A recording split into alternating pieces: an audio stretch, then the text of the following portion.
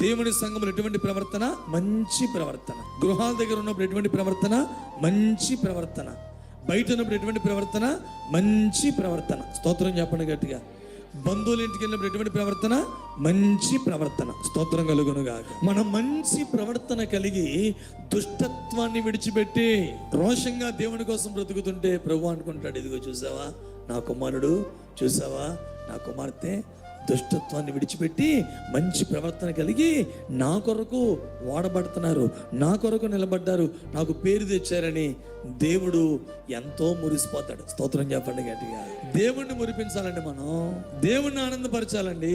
దేవుణ్ణి ఆనందపరచాలి, దేవుణ్ణి మురిపించాలంటే మనలో ముందు బయటికి పోవాల్సింది ఏంటి? దుష్టత్వము. మనలో దుష్టత్వం ఉంటే ఆయన ఏమాత్రము ఆనందించువాడు కాదు. మనలో దుష్టత్వం ఉంటే ఆయన ఆనందించేవాడు కాదు, దుఃఖపడతాడు. అయ్యో ఈ దుష్టత్వం కోసం, ఈ నా కుమారుని కోసం, ఈ నా కుమార్తె కోసం నేను ప్రాణం పెట్టాను, రక్తం గార్చాను, దుష్టత్వం నుంచి విడిపించడానికి ఎన్నో రకాలుగా ప్రయాసపడ్డాను, కానీ వీరు ఇంకా దుష్టత్వంలోనే బ్రతుకుతున్నారు. చెడ్డ ప్రవర్తన కలిగి జీవిస్తూ మంచి ప్రవర్తన లేకుండా ఇష్టానుసారంగా బ్రతుకుతున్నారని మన ప్రవర్తన బట్టి దేవుడు ఏ రోజున దుఃఖపడకూడదు.